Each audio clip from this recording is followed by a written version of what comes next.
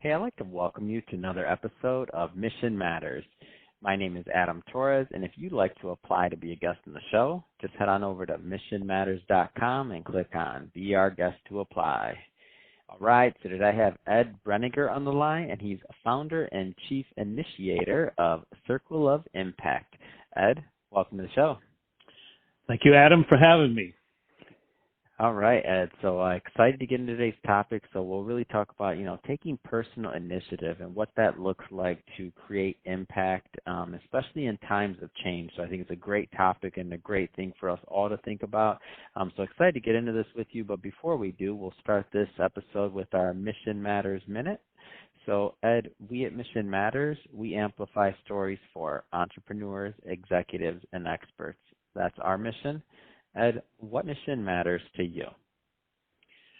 My mission that matters is to inspire and equip people to take personal initiative to create impact that benefits their local communities. Fantastic. Love bringing mission-based entrepreneurs and executives on the line to really share why they do what they do, like what gets them fired up and ready to go every morning. So excited about the interview, and let's just move right into it. So when we think about this thing about taking personal initiative and creating impact, just in general, like what does that mean to you? Well, I think it means a number of things, but I think it rises out of something within each individual where they see something that matters to them. We can talk about that as mission and purpose, or it's something that it kind of is gnawing at them that says, we really need to change this. We really need to make a difference that matters here. And so they step forward and they start doing things that maybe before they wouldn't have done, but all of a sudden they have this passion or this inclination to take initiative, and maybe they're not used to doing that. Maybe they just started with something small, but they're seeing something that they can do, they can participate in, they can contribute to, that then becomes a source of change, whether it's in their business or their family or in their community. And all of a sudden they see themselves in a totally different light than they were before. Where before maybe they felt like they were simply kind of passive receptors of whatever was coming at them in life. All of a sudden now they have something that they can go after. And the more the clearer they become about what that focused initiative is, the more likely it is that they will become what I call a person of impact. And impact, and the way I define impact is that impact is a change that makes a difference that matters. So my, as we talked about mission, and my goal is to help people identify what that change that makes a difference that matters is, so that so that people are living lives where they are actually doing things, not simply talking about things, but they're actually doing things which are creating really beneficial effects for their world that they're in. So why is this? I like that phrase that you said, really the purpose and becoming a person of impact. Why is this so important during times of transition, especially right now while so many are going through different transitions? I think that people are finding that their sense of who they are, their sense of identity has been captured by the institutions that they have worked in or been a part of, whether they're business institutions or social institutions or whatever. And now they're not doing well. A lot of these organizations are not doing well. And it becomes something that is reflected back on them. They say, well, I'm not doing well because the place that I work is not doing well. So what do I do to change that? And I think that what people can discover, and this is what I'm seeing, is that the way you go through this transition is to say, what is it that I want to do that's different? What is it that I want to change? What is it that really matters to me? What is it that if I was to make some sacrifices for, what is it that I'm willing to sacrifice in order for those things to have become elevated in my life, and they become more important? And people look at me and say, well, he's associated or she's associated with that project or that thing now because they have chosen to take some initiative there. And so taking it one step further, how does somebody find their, and I know this is going to be different, right, from person to person. There's no one thing that's going to fix, like, that's going to lead everybody to it. But just in general, like, how does a person discover their purpose for impact as you define it?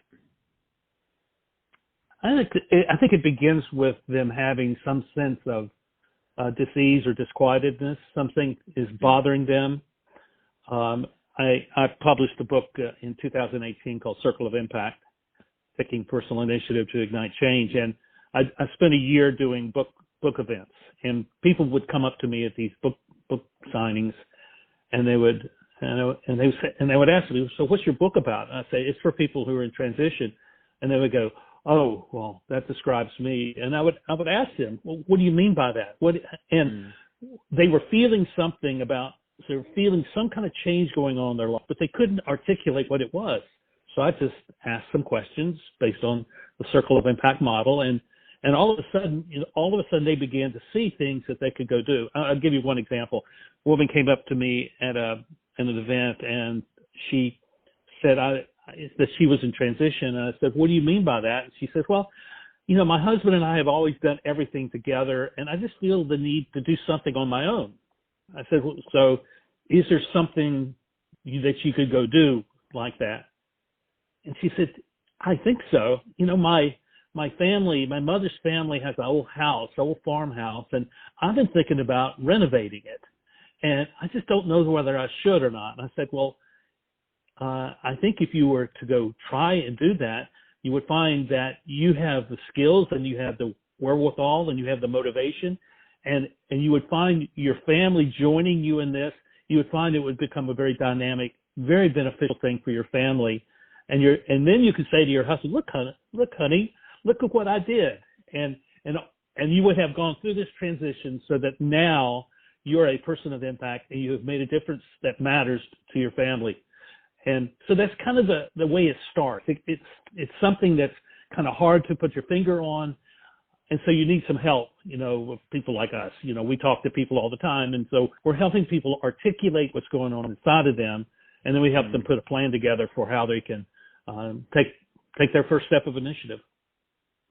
How, and again, this may vary as well, but just in general, like how long does this process take for somebody to really kind of get some good work done in identifying that?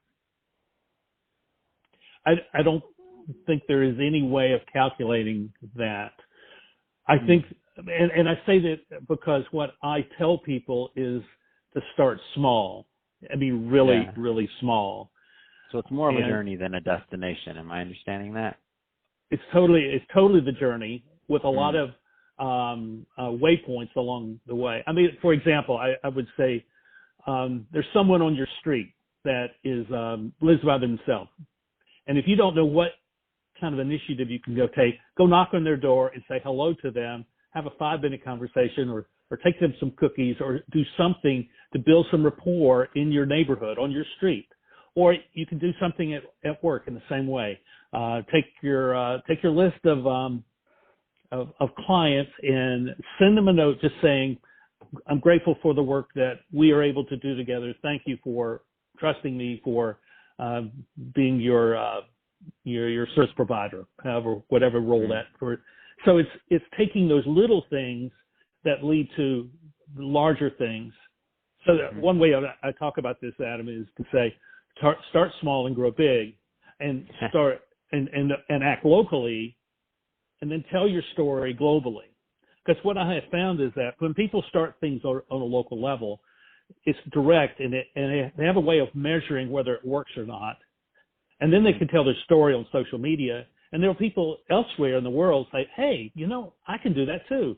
So it becomes their stories becoming a way to motivate people to also take personal initiative. So that's the sort of thing I see happening through the work I do. I definitely like your concept of starting locally and really, thinking and expanding globally. So I understand. So speaking of globally, I understand you have a global impact network. Tell me a little bit more about what it is and really why you created it. Well, it's born out of an idea that I wrote about in my Circle of Impact book, which I call the two global forces. And I see that there's a global force of centralized institutions of governance and finance. And then there's a global force of decentralized networks of relationships. And they're not necessarily antagonistic towards one another, but they can be. But they can also be very collaborative towards one another.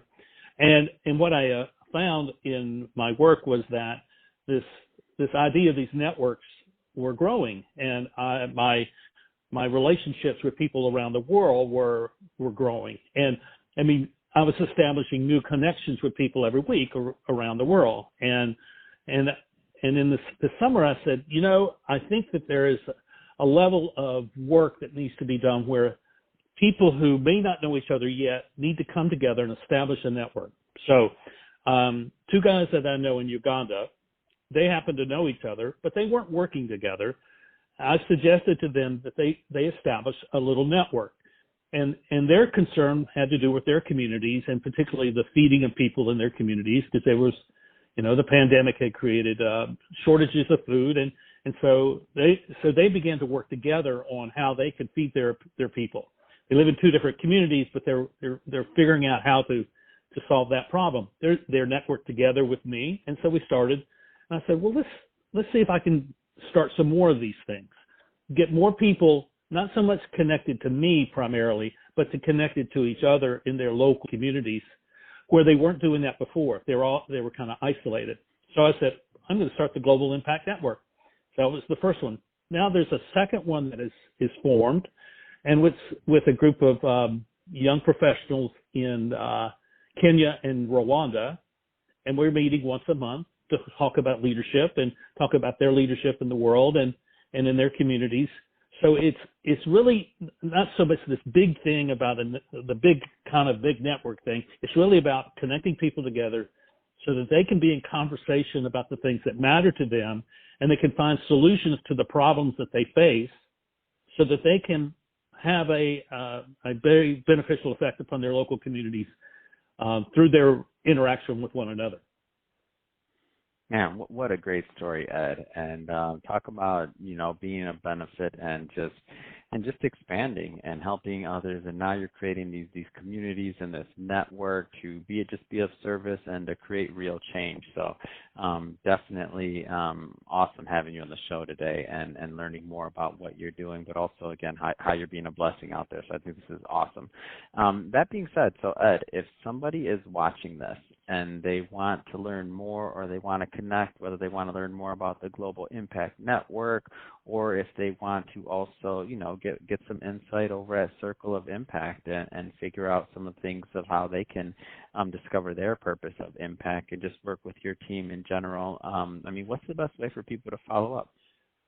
The easiest thing to do is email me at ed@edbrenegar.com. And that's EDBRENEGAR.com. And that's the easiest way. And I would love to have a conversation with people and see where we can go. That sounds like a plan, Ed. Well, again, I appreciate you coming on the show today and sharing why you do what you do and your mission and really the actions behind your mission, right, and what you're out there doing to accomplish it. So thank you for that. And to the audience, as always, thank you for tuning in. Hope you got a lot of value out of this. Hope you learned a lot. And if this is your first time interacting with our platform, just to let you know, Mission Matters is all about really providing those stories and a platform for our business owners, executives, and experts to share why they do what they do, the mission behind it. We have many more mission-based entrepreneurs and executives coming up for you, and we don't want you to miss a thing. Hit that subscribe button and definitely come back and visit us again. And Ed, really, it has been a pleasure. Thanks again for coming on the show. Thank you, Adam.